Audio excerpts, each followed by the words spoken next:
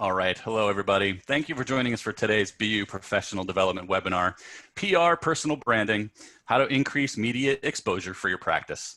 My name is Jeff Murphy. I'm a member of the Career Programs team in the BU Office of Alumni Relations. Today's webinar is sponsored by by the Boston University Alumni Association and is offered to our 339,000 alumni around the globe. Throughout your career, BU is committed to helping you define and achieve your professional goals, and we aim to do this by providing our alumni with access to a series of valuable online tools and social media communities. I know we have alumni joining us today from some very faraway places, including 23 countries and 37 US states and territories. Places like Australia, Sao Paulo, Brazil, Hong Kong, Dublin, Milan, Norway, Sherwood, Arkansas, San Diego, Greenwood, Indiana, Lafayette, Louisiana, Cleveland, Midlothian, Virginia, and as always, dozens and dozens of Massachusetts alumni from towns like Barnstable, Dedham, Hanson, Jamaica Plain, Quincy, and more. For each and every one of you out there, please know that we really do value your participation in this and every program that we offer. Before we get going, some brief housekeeping notes. Today's presentation is being recorded and will soon be made available for on-demand viewing on the Alumni Association website, which you can find at www.bu.edu/alumni. Our speaker today is very eager to answer any questions you may have. And you're welcome to submit them throughout the presentation using the Q&A box. To find that here on Zoom, you're going to hover over your screen and look for the little menu option that says Q&A. Click on that. You can go ahead and type your question in. We're going to save some time at the end of the presentation to get to as many questions as we can. It's now my pleasure to introduce our speaker for the day, BU College of Communication alumna, Kris Ruby. Kris is the CEO of Ruby Media Group, an award-winning public relations agency. She has more than 12 years of experience in PR and media relations. As a result of Kris's behind-the-scenes experience in a newsroom commenting on breaking news stories, she has a unique understanding of how to formulate effective public relations strategies and how to garner earned media wins for clients that result in national press coverage and earned media results. She's secured thousands of media impressions and press placements for clients in national publications and media outlets. She's a sought-after digital strategist and PR consultant who delivers high-impact personal branding training programs for executives. Over the past decade, Kris has consulted with small and large-scale businesses, including Equinox and IHG Hotels. She's led the social media strategy for Fortune 500 companies, as well as private medical practices. And she's a digital media strategist with 10+ years of building successful brands. Kris is also a national television commentator and political commentator. She's appeared on Fox News more than 100 times, covering big tech bias, politics, and social media. She's a trusted media source and frequent on-air commenter on social media, tech trends, and crisis communications, and frequently speaks again on Fox News, CNBC, Good Morning America, and other networks. Kris is at the epicenter of the social media marketing world and speaks to associations leveraging social media to build a personal brand. As we mentioned, Kris graduated from BU with a major in public relations, and she's a founding member of the Young Entrepreneurs Council. Kris was also recently named Publicist of the Week by Women in PR. For more information on Kris, I encourage you to visit both her personal website, krisruby.com, and also her company, rubymediagroup.com. Kris, thank you so much for being here today. This is, I think, the third or fourth webinar that you've done for us. We always appreciate you having you join us. You deliver amazing content. And before we even get started, I just want to say thanks again for doing this. The floor is all yours. Thank you so much, Jeff. And again, thank you, Jeff, for putting this together. And BU, I always enjoy doing these webinars with Jeff and the team there at Boston University, and being part of the Alumni Association and doing great things like Alumni Career Weeks and like this presentation. So thank you so much for putting together this amazing time and talk for this today. So I am so excited to be here with all of you today. The topic of today's presentation is going to be how to increase media exposure for your practice. And whether that is a medical practice or a legal practice, this is definitely going to help you with tangible business tips that you can walk away with today that will increase your exposure.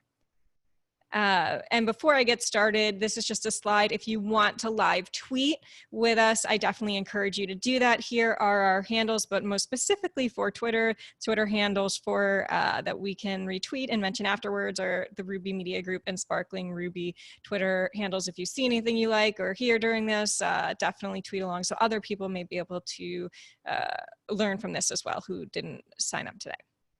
So, do you see other professional service firms obtaining more media for their practice? Do you ever watch TV and think, how are they on air talking about this when I know so much more I should be on there?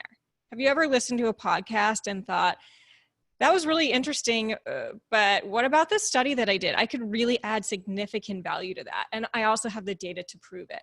Have you ever opened up a magazine and seen the doctor around the corner featured as a top doctor, top dentist, or whatever award or accolade it is, but your practice is not in there? And have you ever sort of just looked at all of these things and wondered why? Why is it not me? Why is everyone else getting press and I'm not?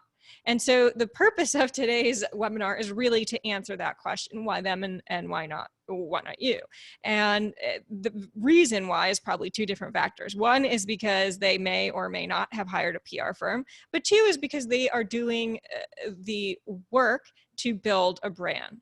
So I am going to teach you today, if you are not working with a PR firm, what work you have to do to build a brand so that you can compete on that level with other people that you are seeing getting that considerable amount of press and media coverage. You will walk away with learning how to develop a personal brand and how others create household names while some just don't.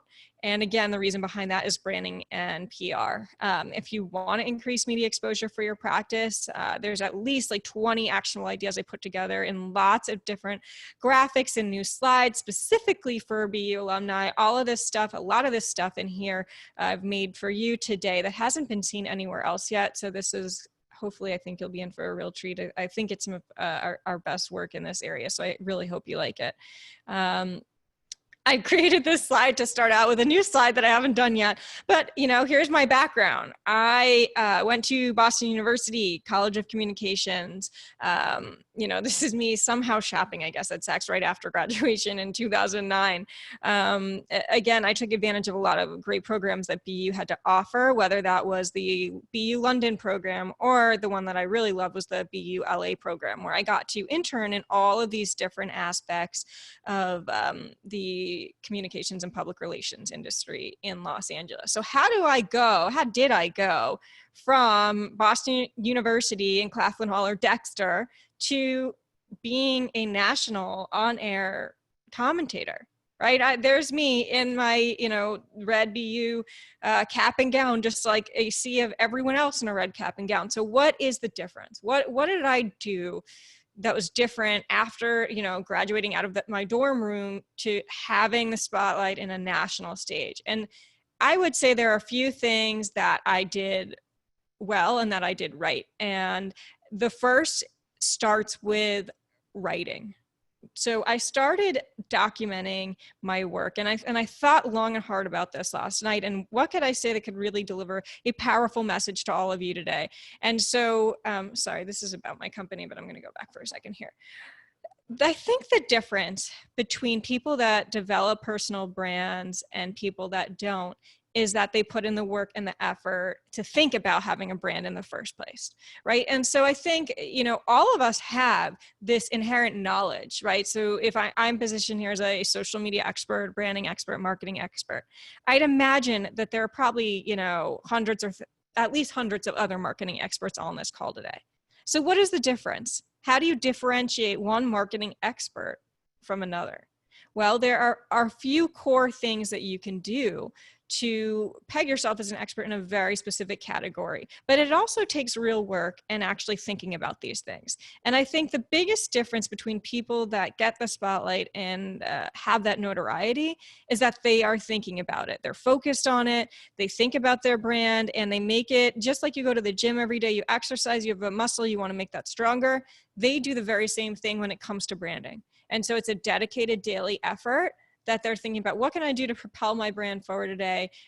Whether it's guest posting or doing a podcast or doing a webinar or writing a TV pitch or updating my website, they're always thinking about one daily action that they are doing. And so over time, those actions accumulate into becoming that expert. And the one thing that I've noticed is that expertise has to be built offline before it can be built online. And so the litmus test that I say with clients or people that are interested in working with my agency is that, are you known as an expert offline? If Google went down, if Google didn't exist, are you the true expert in your field? Right? Because you could hire a fancy PR firm, you could hire an SEO firm, you could hire a marketing firm. But at the end of the day, if the internet didn't exist, if everything, all of these connections went down, are you still known as the go-to person? Because that's who the media wants. And so if the answer is yes, that's someone that we want to work with. If the answer is no, that means you have a lot of work to do on your end before anyone can sort of help you in that regard. And so let me walk you through what that looks like. Just a little bit about my company. As Jeff said, I've been doing this. I actually started my company directly after I graduated BU. So, an entrepreneur since literally the week I graduated BU. I did not jump straight to a corporation. I had 13 internships when I graduated. So I interned at all different companies when I was at BU and started my company and have been doing it ever since. So our agency helps clients secure top tier media coverage in different channels. You can see here's my bio that I guess we don't need to go through since Jeff just said it.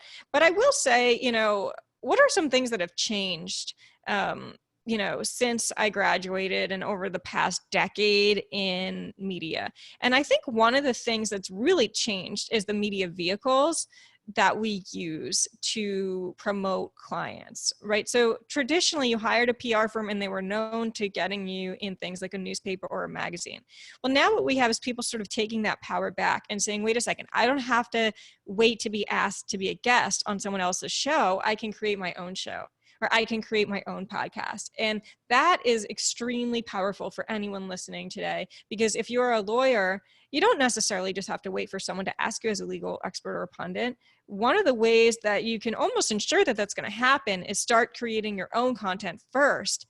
So that way someone else sees that and you become a guest that is someone wants to book because of the content that you've put out there. In terms of how I got started in television, I got started actually because of an article that I wrote.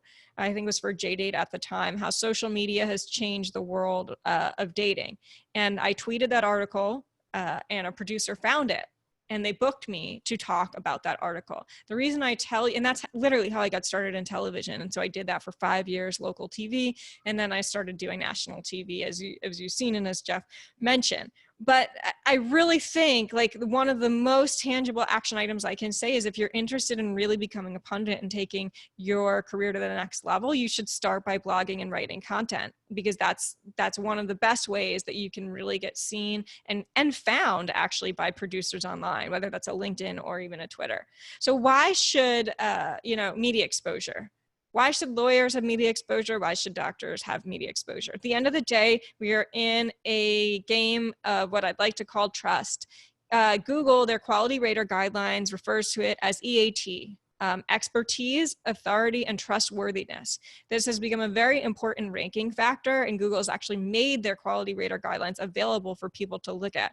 This is a document, actually, I think it's about 160 pages. Most people skip over reading it, and I can almost guarantee you most PR firms don't even know what it is and don't look at it. But I believe that if you're in PR right now, you should be looking at it, because PR is directly related to content marketing and SEO. One of the main value adds of PR, believe it or not, is the ability to get backlinks when we get clients quoted. And there's a lot of SEO experts out there that will say the people that are really great at SEO are actually PR firms and they don't even know it. And that's true. Like I didn't realize it. So I've actually been building up backlink profiles of clients, whether it's law firms or doctors, for years, not really knowing that or not even necessarily trying to do that. It was just a byproduct of getting press. And so the reason your backlink profile matters is because every website has something, an invisible metric or visible to some, called your DA, your domain authority. And doing PR and doing all of these things we're going to talk about today can help you build your domain authority, which is why it's important. Now, putting all that aside, it's also important to have some of these vanity metrics, like building out the as seen on section of your website, right? Because that directly links back to what I just said about EAT, that helps build trust. Google is not interested in you saying you're the best doctor or the best lawyer, right? So if you refer back to EAT, what I just mentioned, they want to see that other people are calling you the best doctor or the best lawyer. So that's not necessarily a paid ad. It really is public relations. It's the very best way that you can help with your online reputation management efforts, is to get other people to say you're the best at what you do, put that together, and then create that as a press page on your own website, or turn them into plaques for your office so other people can see them as well. You know, having this successful practice has to be maintained with an effective marketing, media relations, and online PR program, and you have to have a strategic approach. It's important to say that, just like everything with the internet, fresh content, quality content, and updated content is always going to reign supreme. This is not something that you're going to do after this webinar one time. You're going to say, look, I did it. I have a few plaques on my wall and I'm done. Right? That will slowly and suddenly become what's considered stale content and not as relevant. So this is something, again, just like going to the gym, that muscle is going to change it if you do it a few times and then never go back to the gym. It's really the same with PR. PR is a daily practice. These are examples of some of the press placements that we have gotten for clients over the years. And this is an example of what a digital press placement looks like, whether it's a doctor, dentist, you know, whatever. And these are our clients have been featured in all of these different outlets. So let's get started with how you can be featured in them too. Trust is built through publicity and content marketing. Trust is earned. I believe trust can't be bought. When you think of what is the difference between PR and advertising? Advertising is paid for. Public relations is earned through third-party media mentions. No one wants to put the health in the hands of someone they don't trust. In that, this quote is really so applicable to anyone on this call, whether you're a doctor or not, whether you're a lawyer or not. When you think about how you make purchasing decisions online, what do? You know, you may go to social media to see what other people say. You're going to look at your own network, even on LinkedIn. You're going to look for other recommendations, word of mouth, and then you're going to really, you're not just going to stop at page 1 at that point. Like, you want to know that you can trust this person. And guess what? Google also wants to prioritize and rank people and websites that they can trust too. So that is extremely important, especially if you are in a YMYL category, which Google calls your money, your life, that your content, like if you are a doctor, for example, your site's going to be ranked a little bit, you know, more stringently than someone who's not in that, because YMYL, your money, your life, means that your content directly impacts someone's financial decisions or health decisions. So here are examples of clients we have gotten on air and some press placements, whether we got someone on the doctors, this is RT America, Fox 5 New York, or News 12. Everyone wants to, this picture right here is the vision. Everyone wants this, right? This is, if you want to do PR for your practice, you want to be sitting in the hot seat where all of these people are as doctors, right? So how do you get there?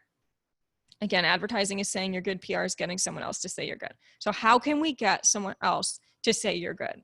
Well, I'm going to say something a little bit controversial here, but someone else should not be saying that you're good if you're not actually good, right? So the best publicists will make this determination, just like the best producers and bookers and podcast hosts and everything else, right? PR, they call it the spin industry. And I remember back in college reading the history of PR as well. I believe there's an antiquated notion of PR, which is that it's all about taking something and making it look better and polishing it and getting someone else to see why it's so great.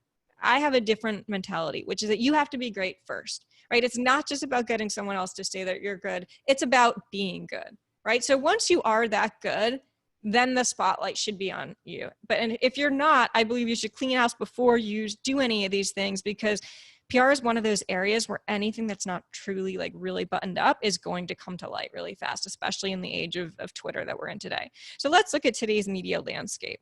This is what's called the PESO model. I am not the one that came up with this model. This is from Jeannie Dietrich as a source below, but the PESO model has 4 different components, and this is the model that is very actively practiced today with many PR practitioners: paid, earned, shared, and owned. Okay, so paid media is your traditional advertising. that's media buying, right? Earned media is the category that we're talking about today: publicity, press releases. Press releases, I don't really do that many anymore.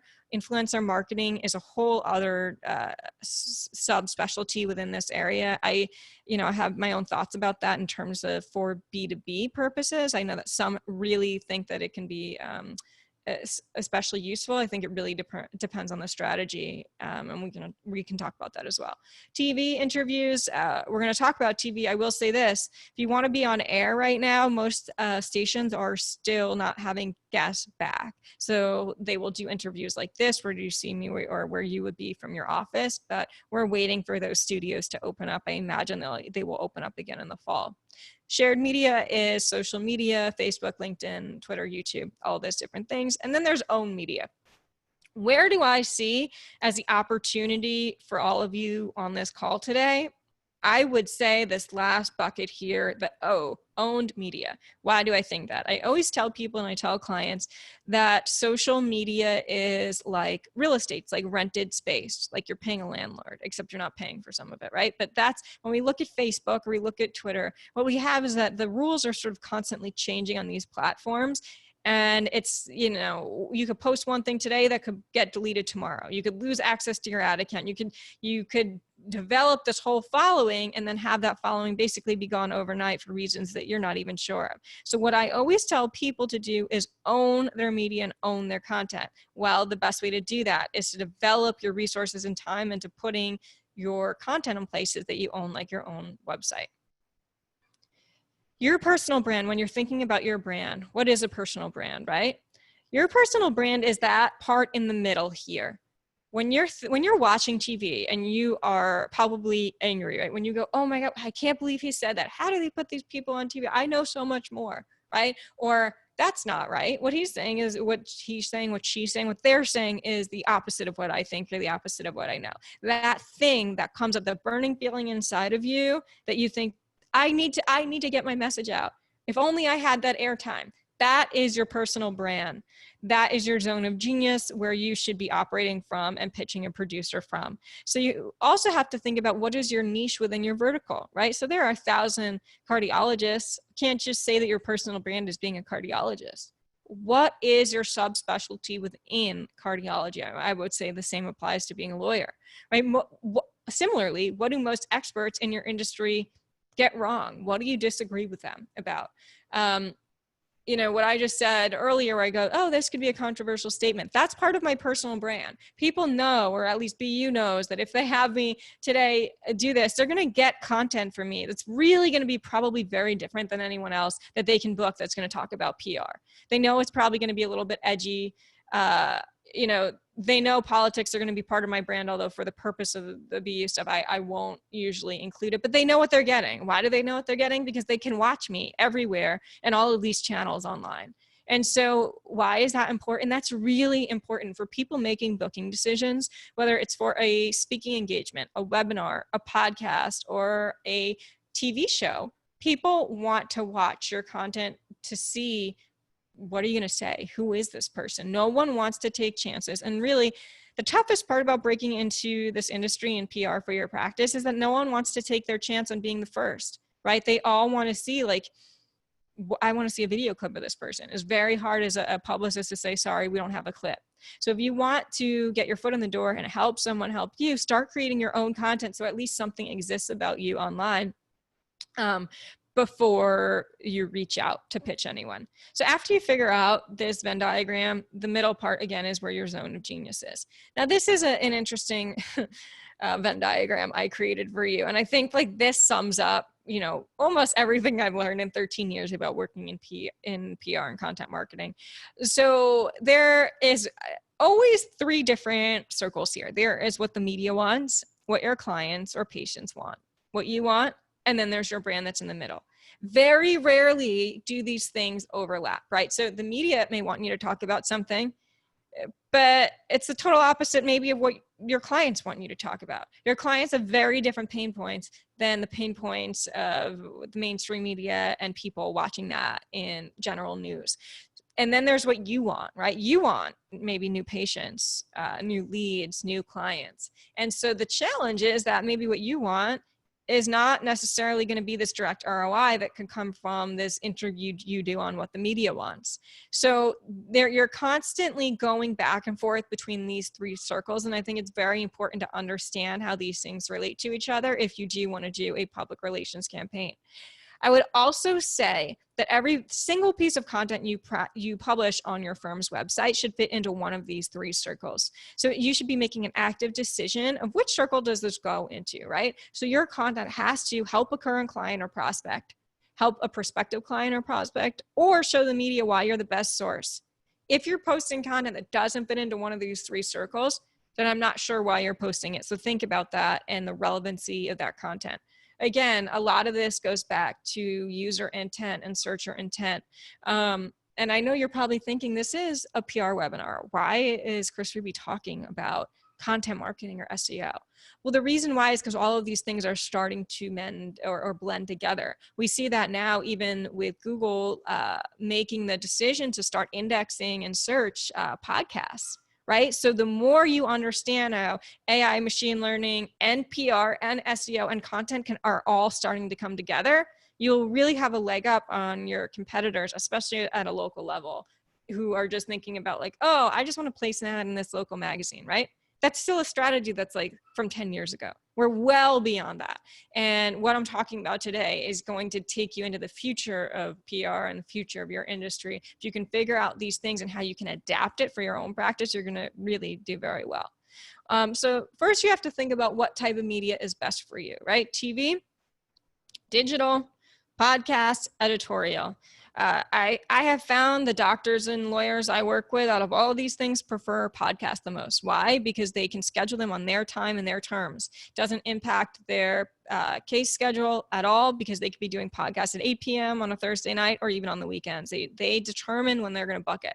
TV is much more challenging for doctors I work with because it means that they could be in a case and someone has to pull them out of a case and say, I need you on air in an hour. And that's just very challenging for most practicing doctors to say, yes, okay, sure, I know I'm in the middle of surgery or I'm in someone's heart right now, but I'm going to stop what I'm doing and I'm going to jump to do this on-air hit.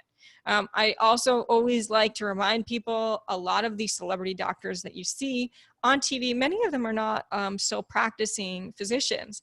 So while it's this great goal that you want to be that, just understand that it's very hard to run a thriving practice day to day and also be at that echelon of being a celebrity TV doctor that's on air, because a lot of this stuff is also a second, a full-time job in many regards. Digital, someone who is going to be great with digital PR is someone who loves writing. They're a really great writer. They could write for days and they can also meet deadlines promptly. And by deadlines, I mean like you need to get back to someone in 30 seconds and they've already moved on to the next source. Editorial, someone who's good with this is all about thought leadership or being a contributor for a media outlet. There are three main types of media outlets. Anyone who wants to work with us, this is the first question I ask them. Are you interested in regional, trade, national, or all three? Most people sort of stare blankly at me because they don't really know or they haven't thought about this, but I think it's a very important thing to think about. Regional is someone who is really just interested in boosting up their visibility in their local market. So that's where you're going to work with the local outlets in your area, whatever those may be. Trade outlets, I think, are a gold mine. I think they're one of the most underutilized tactics in the PR industry. Most people want national media first, or they want regional. Most people rarely want trade, and I think it's a big mistake. If you get national media, you're probably going to get a quote that's 1 or 2 lines. If you get regional media, sure, you'll get a story, but it's still going to be buried in with all the other regional players in your field, and it doesn't necessarily set you apart. When you do trade outlets, you're talking about potentially being on a cover of things. Yep, I said cover, and I rarely ever say things like cover because that's possible with trade outlets, right? So maybe it's a medical trade outlet or a legal trade outlet. The point is, I think when we talk about EAT again, expertise, authority, trustworthiness, what can possibly bolster your EAT more than being featured in a trade outlet? I just think it's such a great opportunity for so many people, but they look past it. And the reason they look past it is because they say, why do I care about other people in my industry seeing me? I want more patients, and my patients don't read trade outlets.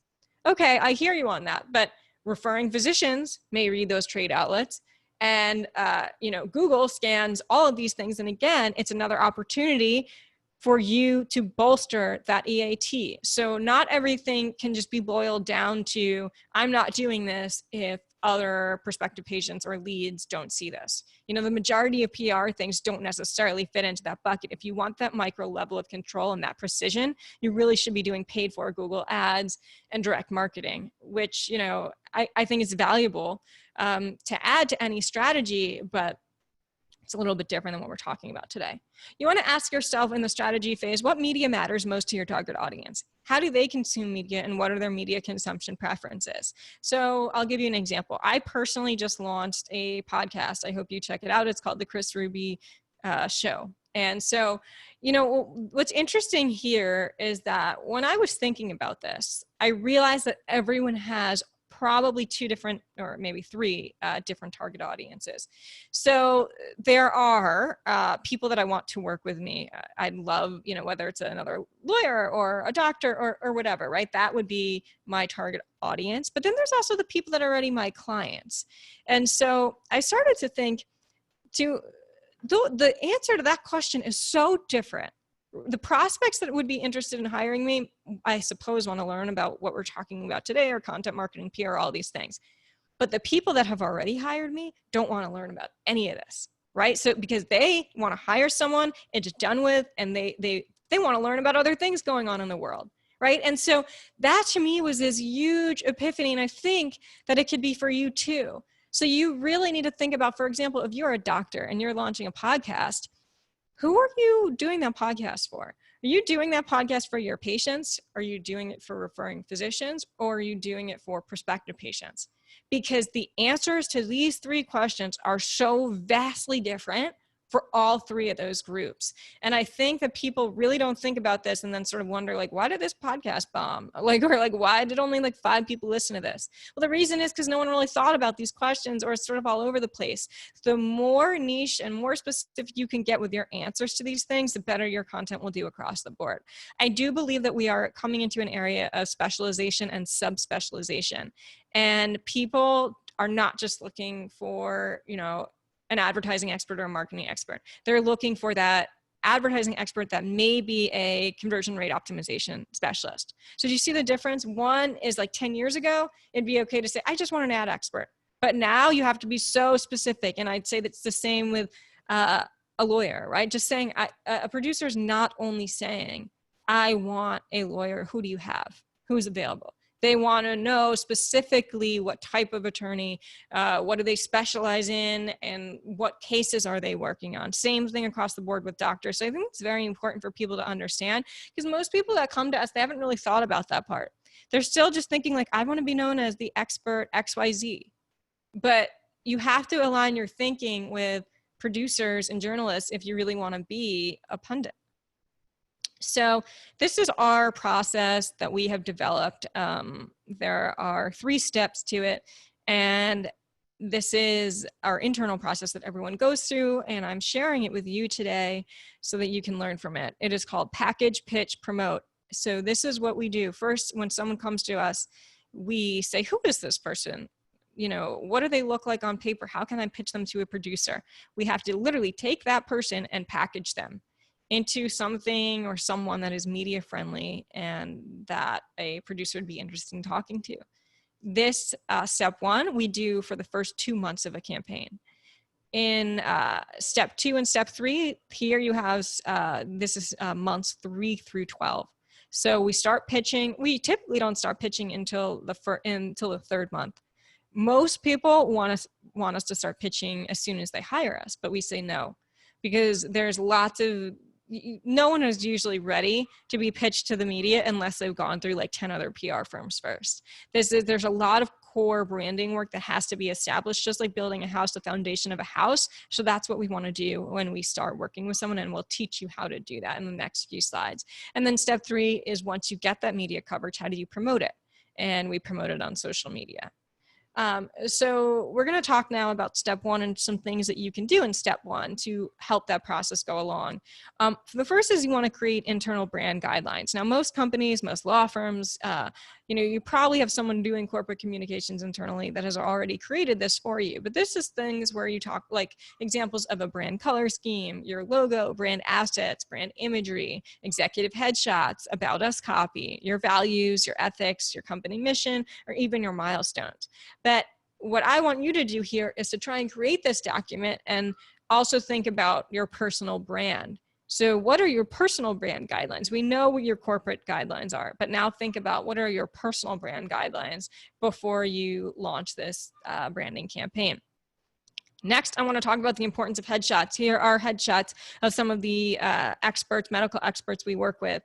We require that everyone has done a professional photo shoot with a photographer that understands things like lighting, editing, the way the shot is set up. I cannot tell you how important a headshot is. There are two things that I use every single day in my career with my clients: their headshot, their bio, and actually a third, their location. And so this is really, really important. If you're coming to us, if you don't have a headshot, forget like month 1 or 2 or 3, like we literally won't be able to start without a headshot, because everyone wants to see, people are visual. They want to see, who are you pitching? Who is this expert? What state are they in? Are they available on Skype, Zoom, whatever? So you have to have a headshot, and it has to be a good headshot. I'm not talking about a headshot that you're taking on your phone. I'm talking about a headshot you hire a professional photographer for, who specializes in great corporate work. We have relationships with those photographers all over the globe. So be sure to reach out to me if you want advice on that as well. Before you pitch the media, some things that I want you to do: again, post videos, sharing your thought leadership on these topics. One thing I want to say about thought leadership is that it's not transferable. Someone else cannot do thought leadership for you. It's called thought leadership for a reason. You have to think your own thoughts. Thought leadership is not a PR firm thinking thoughts for you or ghosting thoughts for you. Thought leadership is not you hiring someone on Upwork or another site to write content for you. Thought leadership is you actually having your own thoughts and being a leader in your industry. And so it always puzzles me or baffles how people want to work with a firm like ours, but then don't want to do that part of the work. If you look at the people who are on air, they're people that are always really interested in putting out their opinions and being leaders in their space. The reason they get there is because they love it, right? That's just in their DNA to do that. So if someone asks them, what are your talking points on this, I mean, they're ready to go, because they're always following the news in their industry. And so that's definitely something that you need to consider if you're thinking about doing this. You want to make sure you have an active blog that's set up, preferably on WordPress, and that it's optimized for SEO, so that when you do write this content, producers can find it. You want to have a media-friendly website that's optimized for mobile. So this is a whole other issue. So let's say you come to us, you have your headshots ready to go. You may even have your bio, but your website hasn't been updated, since 1990. That's going to be a problem, right? We're not going to pitch an expert to the media with an outdated site from 1990 because it's not professional. It looks like this person is not invested in their business. Their business is not up to date. And quite frankly, it hurts their credibility in our pitching efforts. So it's very important that all 3 of those things are taken care of before a PR firm can really, truly help you in those areas. Also, this is such an easy one. Make your contact info visible for incoming media requests. You have no idea how many reporters will complain that sources make it just so challenging to get in touch with them. Don't put some spammy 1-800 number on your website because an SEO firm told you it's better for call tracking. Sure, if you want to do that, that's okay. But on your actual press page, make sure there is a cell phone number or the information of your publicist so that it's easy to reach you right away. Consider the following before you do this. Who are your competitors? How can you actually set your practice apart? What is interesting, not only about your practice, but also really about you? We're in an interesting time where, I talk a lot about this, and I just did a webinar last week on this called brand activism. And this notion of brands having to take a look at their internal mission and ethics and value statement, and again, these missions, right? And sort of revising them right now. And so that is something I definitely think everyone should probably do, because all of those things are coming together. It's not that you believe one thing, but then your personal brand believes another. You have to figure out how all of that can meld together. And what I will say is, whatever you do believe in, stand strong in it, right? Just be authentic and stand up in whatever that is. Have you established a personal brand? If not, it's okay. You can always start today. What are you known for in your industry? When people refer you, why do they refer you? Right? Do they, it's not only like what you're known for. Are you the best at one specific thing, or is it because of something about your personality? You know, are you capitalizing on these trends to receive maximum media exposure? Do you even know that these trends exist? If not, set up Google alerts for them so you can start following the trends. And also make sure your social media is set up.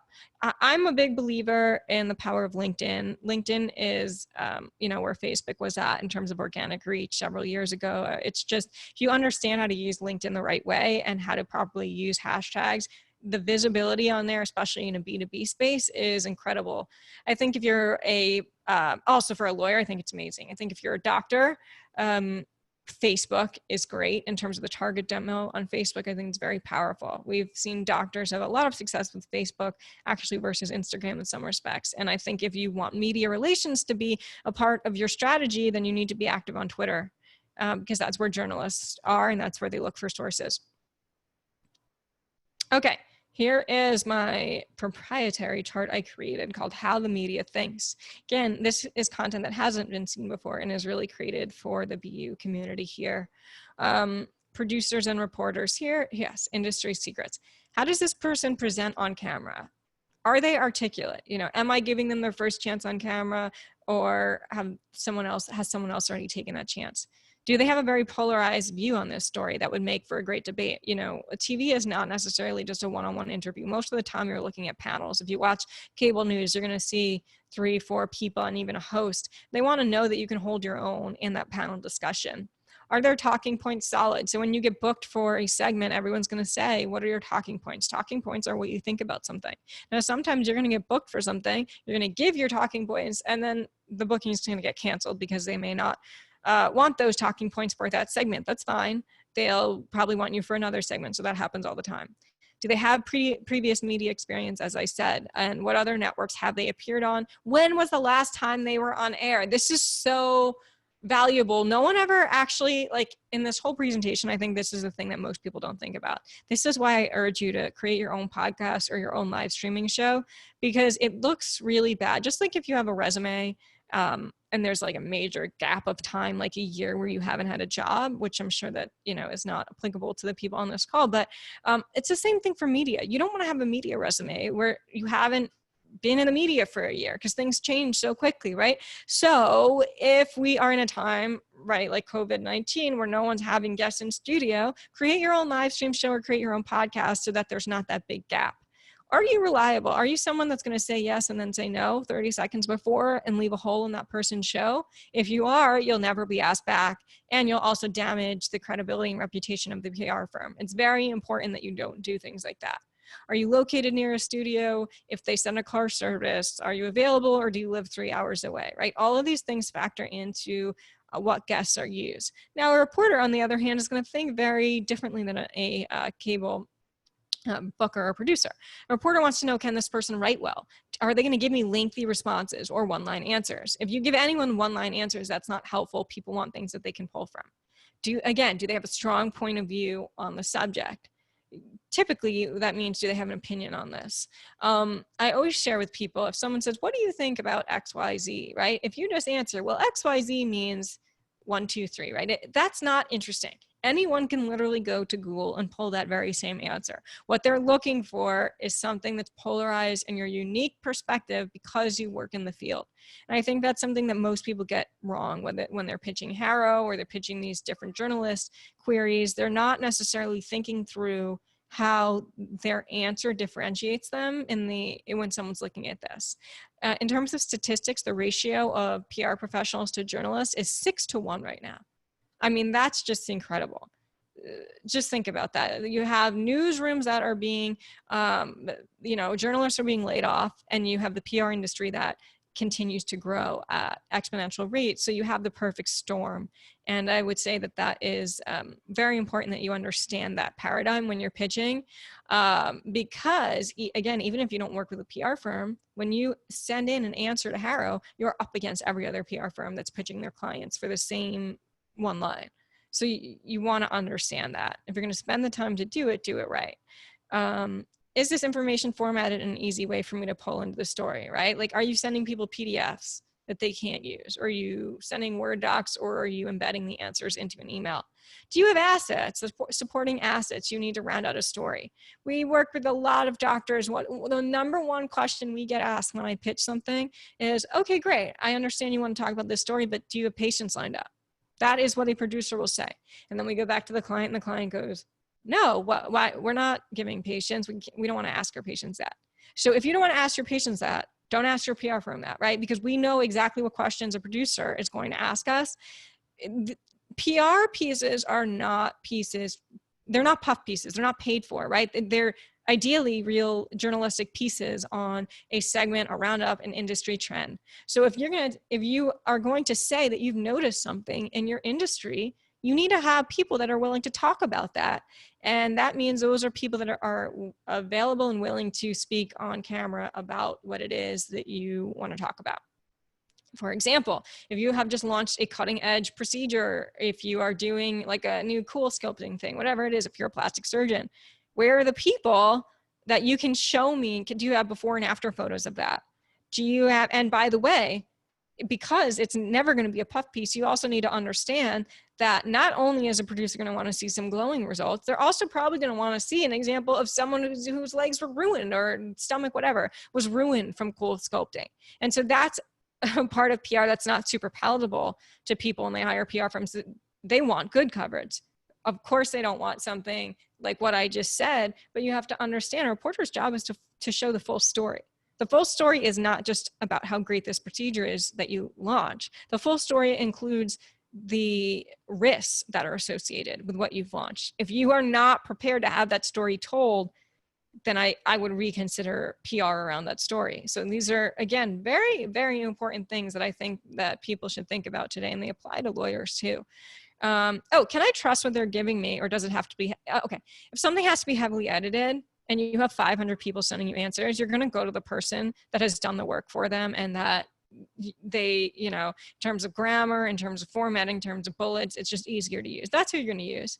Just like in your own work, it's the same thing with your emails every day. I don't know why people think it's any different with reporters, but if you do the work for them, that will make things significantly easier. Does this source share media links after a story comes out? So this is like the number one complaint that I see in my groups of journalists and other reporters. They don't understand why they go through the effort to include sources, and then those sources don't share the story. It literally makes no sense, right? Why do you want publicity or press for your practice, but then when it comes down to something as simple as posting it on your Facebook page, you won't do it? If you're not going to share the coverage that you get, a reporter will probably think twice about ever using you as a source again, because you have to think about, like, not just your industry, but their industry. They're being judged by their editors on their ability to drive eyeballs and traffic to the website. So you either help meet that goal or you hurt it. So if you want to help it, then those are the people that they're interested usually in working with again. So a producer's job is, at the end of the day, to find the best story, to not only to find the best story, to create that story arc.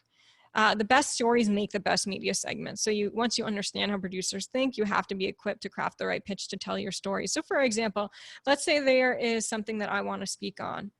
I have to be able to know that what is the news peg? Right? It's not just like, oh, I have a great story idea. I then go to Google Alerts or Google News and I see, did anything happen over the past 24 hours? Has a study come out that supports this story idea that I have? If not, then it's an opinion and it's not news. So I think it's important to understand the difference there. Like maybe there's some amazing thing you want to say about a case, but you need to look at case law and things that are associated around that in the actual news. If there's not something that happened tangibly in the news, then that story will not go very far, because again, they're thinking about their audience and everyone watching and what can be applicable to, thousands, hundreds of thousands, if not millions of people. And so these are all more tips here. Stop pitching broadcast the way you pitch traditional. Oh, this is very important, right? When you are pitching a podcast, it's not the same as how you pitch a digital reporter. When you pitch a magazine editor, that's not the same. When you pitch a TV booker, that's not the same. Every single one of those pitches is going to be vastly different, right? So a TV booker is most likely going to want to see what you look like on air. Another podcast host is going to want to see, what do you sound like? A digital reporter is going to want to see, what do you write like, right? So you need to understand when you're pitching all of these people that the way you pitch and the supporting evidence you use to support that pitch is going to be very different. So here are some actionable PR tips. And I really hope I have my voice left by the end of this, because I can hear myself losing it very fast. And I just want to make sure I'm doing okay on time. Jeff, how am I doing on time, by the way? I was just about to let you know, we are we're running up. We've got about 10 minutes left in the hour, Kris. I definitely don't mind running over a little bit. I would love to make sure we have a couple minutes for questions. But yeah, I know that you've got some more material to get through, and I know you've been going at a really great pace. I feel like I'm getting a mini PR degree in your presentation today, which is awesome. So yeah, we can go over a little bit, but I just did want to let you know that we're running up against the hour. I'm going to try my best here to speed through this. Trending stories, discuss trials the media is covering, or top medical stories. Figure out how you can tie it into trends. If there's a certain trial that's getting media attention or national attention, let them know that you're available and what your take is. What's your legal analysis on that case? Share your opinion on those matters or high profile cases on a blog. And take a firm stance. Neutrality does not win with media. They want someone who's either for or against, and you need to be able to make that point and make your case. Okay. I'm actually gonna have to skip through so much of these slides, which is so sad to me because I spend so much time on them. But who are you? What are you an expert in? What are your credentials? Please, you have to spend time to put those credentials in a way that is highly visible on your website, so that people can see that. Because if, by the way, I pitch an expert, if their website doesn't support what I'm pitching, then they're not going to be used. Social media handles, location, availability, Skype or in studio. Obviously get a reporter's first name right. We talked about a lot of this. Do not misspell. Do not send a pitch to an entire newsroom. Send it only to one person. Don't ask the producer for a copy of your link. They don't work for you. They're busy. That's not their job. Hire a third-party clipping service. Don't respond hours later to a media request. Respond within 30 seconds, or else it's most likely gone and they're using someone else. Again, neutrality loses in the world of PR. Clarity, conciseness, and connection is what you need. And follow the news cycle. When you look at what content has the best chance of being placed, anything that's exclusive research, breaking news, human interest stories, or high profile cases. This is a great checklist that is available on my website. My website is rubymediagroup.com. I urge you to check that out because a lot of this is free content. I wrote 2 free ebooks, and all of my blog posts are free, and I personally write them. So if you like what I'm saying here, there's literally years of tips that I've been writing since 2009 when I graduated, and it's all there available for free for you to read. Maybe Jeff, we can send out that link after this so that people get that or get the ebooks too. Sure. Again, brand yourself in a specific category, stay on top of industry trends, personalize the news with your unique point of view. Creating a custom media list is probably a follow-up that we could do on this. Watch the shows you pitch. Oh, this is something amazing I made last night for this, which is, again, proprietary. You guys are seeing this first, which is so exciting. This is a tool that I created based on my work in the field that I think can help you. So you can use this free PR tool we created to organize your media talking points. So let's say there's breaking news. For example, yesterday, at the PEG, the topic would be marketing, advertising, Aunt Jemima logo gets changed, right? And then you're going to do 3 talking points, and then that's supported by the bio, right? Is this good? Is this bad? What does this expert think? That's what someone needs, and then they pitch that out. And so this you can use if there's a case, same thing. There's something about Antifa, good, bad, what do you think? And so you just like, this is really a super helpful tool for you, because basically anything that's going on, you can plug into this, and this is a great way to organize your thoughts. Your story must bring value to the audience, readers, viewers. You have to be able to understand, what does the audience gain from this story? Now, if you watch primetime pundits, they always go, my guest tonight is XYZ in their field, and we so appreciate guest XYZ for having you on tonight, because you always provide such XYZ value to our viewers. Watch how they talk about the guests that they have on. Every single person usually says that same sort of story, because they want guests that are known in their field, that have a brand, and that can take a story and break it down for their audience. Literally, in a nutshell, that is what every single person wants at that level. So how can you be that person for them? And what lessons can you learn? And also, you're usually going to have like 1:30 or maybe 3 minutes max to make that case. So you have to learn how to speak in sound bites and not like long, drawn out monologue type audio, because that's not going to work. Also, has the story been in the news for longer than 24 hours? Will it have mass appeal? If it doesn't have mass appeal, for example, it may only have local appeal or trade appeal. Why this, why now, and why today? So let's take that Aunt Jemima story. Yesterday, like, I was asked to speak on that, and I was booked for that, and then that booking got canceled. But the point is, like, yesterday, that was a very big story. Today, I don't see anyone talking about it, and it's gone, right? So you have to understand, like, that's very much so how the media works. So if you want to be in the media, you have to be willing to like play this game of following, like, not only what you do for a living and for your clients, but following the news like to the hour, and also having strong opinions on that. And that's a lot of work, right? Because in order to speak intelligently on any of these things, like, you need to have strong opinions. You also need to understand what's going on. So following all of that is very, very important.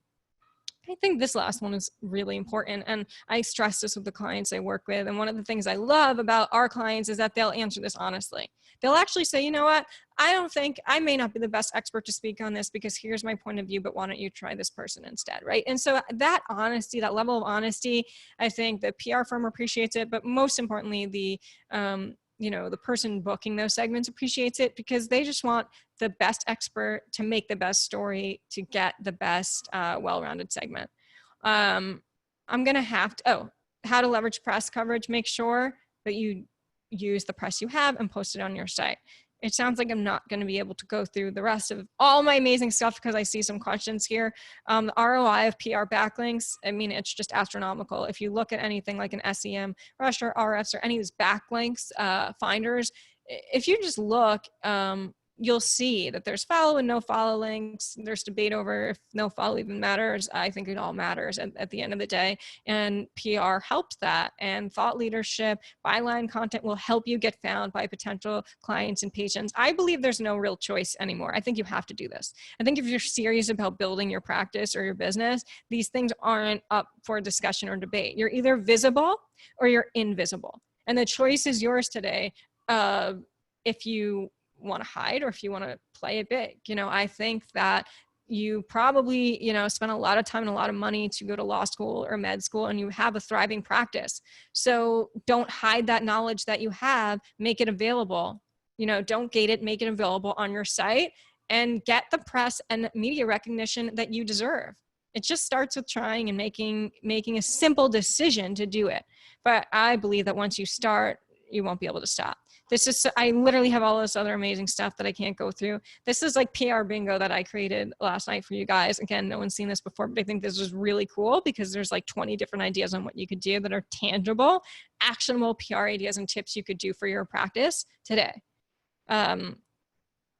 I'm almost done here. So final thing here is we're doing a 15-minute, it says 30 minutes, but really it's 15-minute discovery audit. And I will give you 5 different tangible things that you should be doing, and look at your site or your press. This is available only today for the people who are on this webinar from BU. Email me if you want to activate that offer at kruby@rubymediagroup.com to claim it. You have to do it by 6/19, and the offer expires on June 31st, 2020. It's an awesome offer. And Jeff, who knows me, knows that I don't really ever make any of these offers. The only time I've literally ever made an offer is for the BU community, to give back to the community. So again, if you have questions, please do reach out, kruby@rubymediagroup.com. And I'm happy to answer like 3 questions here if we have time to do that, Jeff. We definitely do. Thank you, Kris. I'm sorry that had you rushing at the end there. Lots of people weighing in on the Q&A just to say thank you and let people know how much they value what you've offered today. Quick question from Jessica. She's really interested to hear more about how you started your own business. Would you mind just sharing a little bit about that story about, she's specifically wondering what type of actions you took and how you got there. I can't imagine leaving BU and launching my own firm. I wish, so Jessica, like, I wish I had some amazing, great story for you on how I did this, but really what happened is I was like hired, I had a job like lined up. It's not that exciting of a story, but it was somewhere I had interned at. And so I was there for like a week or 2, and they told me when I was there, like, why didn't you put out the press release like when we told you to? And I said, because it was wrong. And, my thinking is that this other time would be way better. And, I realized within 2 weeks, corporate America wasn't for me, and I would never fit in corporate America, and it would just not work out for me, right? I knew I was an entrepreneur, and I knew that sort of micro example would happen all the time. And so based on that, that was 2 weeks after graduating. I saw that there was an opportunity in the marketplace in Westchester with this new thing called social media and Facebook and Twitter at the time when it was really new. And I was like hired, I think, at the gym for my first client who needed help with their social media. So social media was like what my practice focused on when I started, but then I got hired by someone else to do PR for a store opening.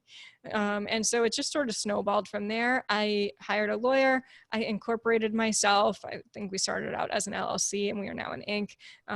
But I think hiring the right people and having those business resources around you, I think are definitely tremendously valuable. I know that's not like a great story about how I got started, but I will say this, like how I got started is probably, again, like having 13 internships during my time at BU, and a lot of the opportunities that were available to me.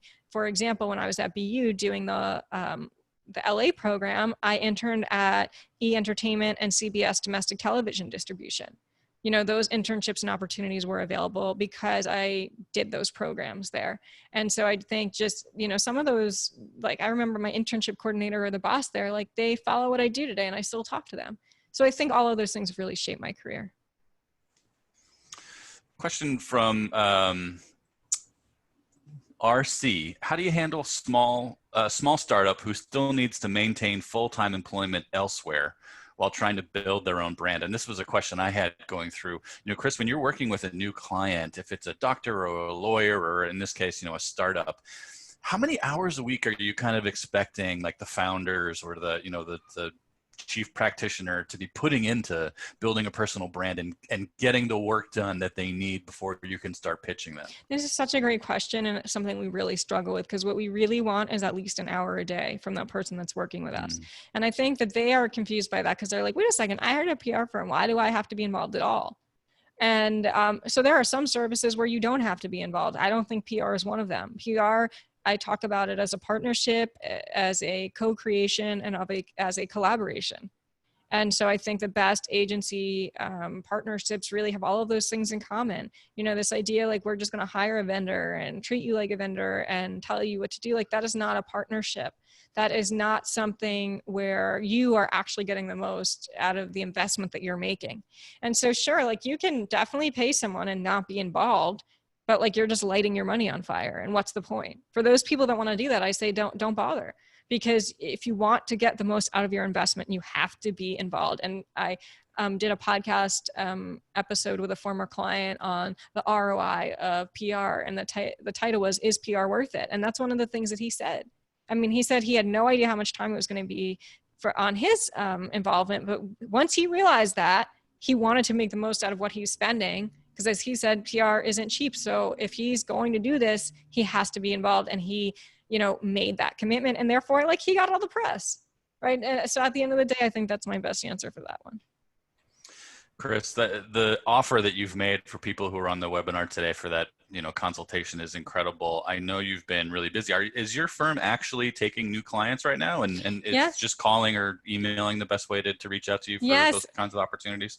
We are definitely actively taking new clients. We are, in a growth mode. I have like a team of people around me right now that are awesome, and we would love to grow and have them grow with us and have you grow with us too. So please do reach out to me via email. That's always the best way. krruby@rubymediagroup.com is the best way. Kris, the webinars you've done for us have been so great. And again, people are weighing in left and right in the Q&A box here just to say thanks. Thank you so much for everything that you've done for BU and for doing this presentation today. You're welcome. Thank you. I feel bad. I feel like I could have talked to you guys for like 4 more hours. I'm so sorry that I didn't have more time, but hopefully, Jeff, we can do a follow-up, because I'm looking at the comments here and it seems like people wanted to keep going and have more questions. So I could even do just one webinar on just Q&A with the community, because I see a lot of questions here. So maybe we'll do that for our next one. Cool. Well, thank you again, Kris. It's been amazing having you do this for us. I also want to thank everybody for tuning in today. Specifically, I want to thank those of you who've donated to the university. We really appreciate your support. We have many great webinars coming up and some awesome online events. I encourage you to take a look at our website. It's bu.edu/alumni. You can just click on events. You can see everything that's available. Some awesome opportunities and content coming up. So thank you again, Kris, and thanks everybody for being here. Have a great day or a great evening wherever you might be. Thank you so much.